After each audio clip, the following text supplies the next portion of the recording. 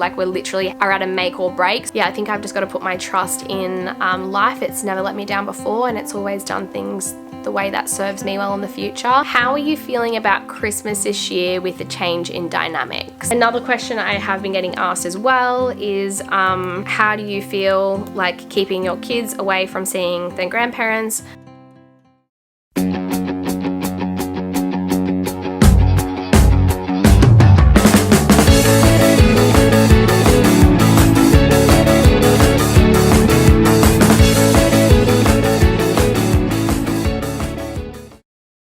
Hello guys, good afternoon. I thought I would sit down today and do a little Q&A with you guys. I feel like I haven't done a YouTube Q&A in so long, and I used to kind of do one of these, I would say at least once every month. It's been a long time. I hope you guys can't hear that air conditioning, but it's so hot up here. So I went over to my Instagram and asked you guys to ask me any questions that you wanted to. So first one, this one actually came through a few times. What will LER be looking like in 2023?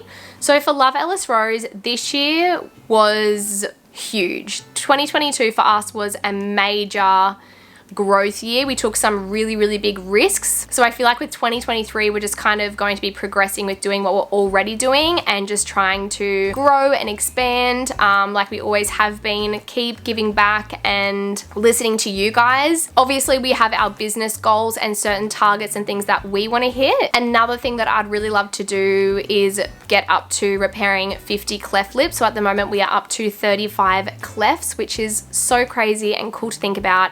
That we have donated to repair 35 cleft lips. Honestly, every single time we donate and we work alongside Operation Smile and get letters and beautiful things from them, telling the stories of when they've gone over there and the repairs that they've done, it is just like the most fulfilling, best thing ever. Having a daughter growing up with a cleft lip, I just find it so amazing to be able to give back and give that opportunity to somebody else. And I also cannot imagine being in the situation that a lot of others are in overseas and with their medical care. So I think that would be a really cool goal. And yeah, just keep coming out with cool designs and ideas and new things and growing. And you know, we're already looking at all that stuff now, like different inspiration for next year, different colors, different patterns. So just all those things that light me up and get me really excited. Next one is, if you could make one thing happen in the future, what would it be? I think just know that my kids are happy. I think that's like, honestly, I know it's very like cliche, but if I could have one thing happen in the future or one thing that I'm like sure of, it's just my kids to be happy and to never settle for anything less, and know that they deserve to be happy and that they're worthy and that they're amazing. And yeah, I think it's just setting them up for a good life. The next one is, do you ever see yourself relocating to a bigger house? I don't know. I feel like right now, no. I feel like maybe as the kids get older, it might feel that way, but it is definitely big enough. Our house right now is 5 bedroom, 3 bathroom. Our room is upstairs, so we're kind of away from the kids as they do get older. So it's kind of all of them downstairs and us up here. So I don't think so. I feel like having that extra space and extra room just means extra cleaning and extra like things to just put somewhere. So yeah, I feel like I'm pretty settled and pretty happy in this home. Don't know though, that doesn't mean like never say never. I don't know, I think if anything, we'd potentially maybe in the future someday maybe rent it or something like that. I don't think we would sell it. I love this home so much. Plus it has so many memories. I'm a very sentimental person when it comes to homes. I know that there's people who either like feel that way or they don't. I do. Like, this is the house we had all of our babies in. This was mine and Kurt's first home we had together. Not only that, but we've renovated it twice. You know, we've had the renovations where we added the pool and the aircon and solar, and then we had our second set of renovations where we added the room downstairs, our room, and the second living area. So yeah, I don't know. It would be really hard to part with it. Few of you asking what's next for Levelless Rose. I think just keep doing what we're doing. I think we've found something that works, and we've found things that we're passionate about. We're passionate about growing our range and eventually having all of our clothing from size 6 to size 24, but we have learned that it's going to be a journey to get there. We did try to do it straight away, straight off the bat, and then when deliveries got delayed and things like that, it literally put us in a situation where we were just like, okay, we have no stock to sell. Like, we're literally are at a make or break. So I think we've just got to go in a little bit more cautious. and, you know, keep trying to grow on that and get there eventually. But I've learned that it's not something that can just happen overnight, especially being a small business like we are. You know, those bigger businesses that have got all this money to spend and things like that and all these resources, it's obviously a little bit different. But I think sometimes people forget, like, we are only still a small business. So to me, this has been huge, and just keep growing with that, keep giving back, keep coming out with new ideas, and just keep it fun, keep it fresh, keep it new. So that's kind of where we're at for Levelless Rose. We're kind of at a point now where we're doing the things we want to do. It's just expanding and growing and coming out with new designs and new patterns and things like that. Oh, this is really nice. How are you such an incredible person and mother? Thank you. That is so nice. I'm definitely don't feel like that. I feel like, especially the last few months, have been tough. I feel like I've needed a lot more room for myself to work through the different things I've been through, whether it means me being away at appointments with psychologists, or whether it means me having time aside to be able to journal, or all those different things. I feel like it has been difficult because I have kind of had to take a step back on so many things the last few months. So not only my kids being something that I've had to kind of like take a step back on, but also the business. You know, I feel like Kurt's really helped me get through this last few months by being super hands-on with the kids. But I know in the long run that by me having that little bit of extra space, and not only that, but me working through my issues and things that I need to work through, is going to help them in the long run, because I'm going to be a better person, be able to communicate better, be able to understand my emotions better, and be able to regulate them better. I don't want to be pushing myself to a point where I'm upset all the time or I'm snappy. So I think I've really learned that I need to set certain boundaries in place with myself to make sure that I'm coping and that I'm okay. But it's taken me a long time. It's taken me a long time to get to this point. I feel like I've said it before, I used to be one of those people that always thought it was so good to always be busy and was constantly looking for the next thing to do. And now I'm kind of the opposite. I'm just constantly looking in each day for like, okay, where can I have time to like slow my nervous system down and slow down and like just be in the present moment, because I feel like that has just made such a huge impact on my mood. And who I am and where I want to go and who I want to become. Did you find it harder going from 0 to 1, 1 to 2, or 2 to 3 kids? Oh, I don't even know. I feel like probably 0 to 1. I feel like that first baby, like nothing shocks you more than that. Like that is the biggest reality check I think I've ever had in my whole life, was having Miller. But also our journey was a little bit harder because we had obviously the special care stay at the start. She had her cleft, we had surgery when she was 12 weeks old. Like there was a lot emotionally attached to having Miller as well. A lot of the things that, you know, we had to mentally prepare for.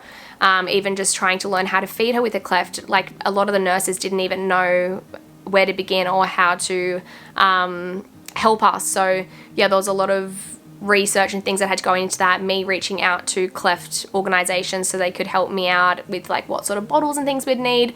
So I feel like it's a bit of a hard one to say, and I feel like everyone's journey is different too. I feel like a lot of people will say that it depends on the individual baby that you're having. Like if your second baby was a really hard colicky upset bub, then maybe going from 1 to 2 would feel a lot harder for you. But then if your first bub was like that, yeah, I think it kind of depends on the new baby. Linky, I say it to Kurt all the time, he was the easiest baby, guys. Like he was so cruisy, so happy, so chill, like he was just so happy all the time. Easy to feed, wasn't refluxy, like none of those things. So I felt like 1 to 2 was very, obviously it's harder because you're learning to juggle and balance, but it's just harder in a different way. I feel like he was a very cruisy baby. And then again, just my personal circumstances I was going through, I found going from 2 to 3 quite difficult because we were renovating the house at the same time. So I was having like leaking roofs, water on the floor, all these things happening with the newborn in my room, and then Lincoln and Miller sharing a room because we didn't have enough rooms. So there was like just so many things happening. So I feel like it all really comes down to your circumstances, but I definitely felt like 0 to 1 was the biggest reality check for me. I feel like that was the one that like got like kind of was like, oh my gosh, this is how hard it is. And then I feel like the rest you kind of knew, so you kind of braced yourself, but it's just like the extra chaos, the added chaos, you know? One thing I will say is as they get older, it gets so much easier. Are you going to have more kids? No, I can't see us having any more kids in our future. I feel like we're so content with 3. I feel like now we're getting kind of into the phase where Rigi girl's just starting to get that little bit easier. we also feel like it's just like a good balance. We feel like we can be there for them and then also be able to focus on work and things like that too. So yeah, I think we're pretty well set on 3. Any plans to expand into a warehouse or searching for one? This is actually definitely something I would love to do. I honestly thought that that would be in the plans for us this year, but things popped up and things happened. As you guys saw, all of our shipments got delayed for months and months, and yeah, just so many obstacles came in our way. So this year was not our year. Next year I would love it to be, but honestly I don't want financial pressure too, and when I go to get a warehouse I want to be able to buy one. I don't want to rent one. So I would love to get a warehouse. It's definitely something that's on the table for me in the next 3 years, but I don't want to financially stretch ourselves to get there either. And then what we'd probably do as well is when we do eventually buy a warehouse, we'll probably end up moving the shop front into the warehouse. So we'll have like a warehouse and then a separate area for a shop front. That would be the goal anyways, guys. Like I said, that was something that was like a big goal for me this year, but we actually did go last year and look through quite a few. But everything happens for a reason. Hopefully it's on the cards for next year, but if it doesn't happen, hey, it's gonna happen eventually. Will Milla be having another cleft surgery soon? Soon, yeah, actually it's really not that far away. She's 7 next year, so her next surgery they said will be between 8 and 10. It's quite a invasive one. They have to actually get bone graft from her hip, so they'll cut open her hip, get some bone graft and then put it in her gum notch.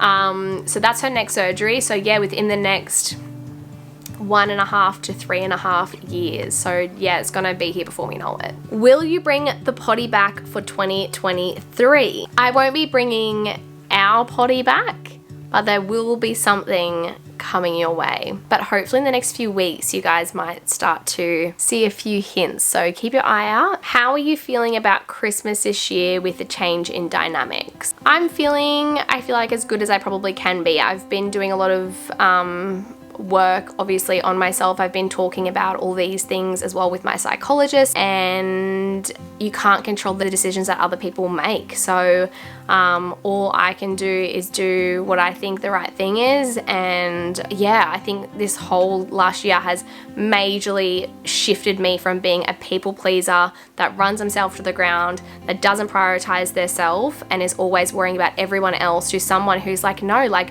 I'm putting me first and I'm putting my family first, you know? So I've just got to keep reminding myself of why I'm here and why the choices have been made that have been made, and stay strong. I feel really secure within myself, and I feel like whatever's going to be is going to be, and I don't want my life to revolve around all those things anymore. I want my life to revolve around, okay, which way am I moving forward, and just trying to work on myself and, you know, just let the universe take care of the rest. Yeah, I think I've just got to put my trust in life. It's never let me down before, and it's always done things the way that serves me well in the future.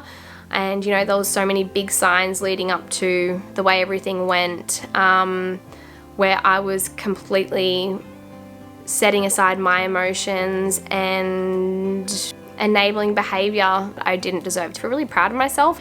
From here it's only up, and you know, you never know what tomorrow's going to bring. Like I keep saying, whether things change in the future, they don't, who knows, but right now I know that this is a season that I need to be in, and I know the reason life has handed it to me isn't to make it the most difficult thing I've ever been through, but to push me to a point where I am actually having to accept some things that I need to get in line to begin with. I'm not perfect. There's definitely things that I need to change. I need to be someone who sets boundaries and sticks to them and doesn't get walked over, and it's taught me that I need to prioritize myself and my own health. It's made me want to be healthier than ever. You know, just every part of me, I feel like I'm changing in the way that I'm happy for me. I'm not living my life to try to please anyone else, and that's a really nice feeling.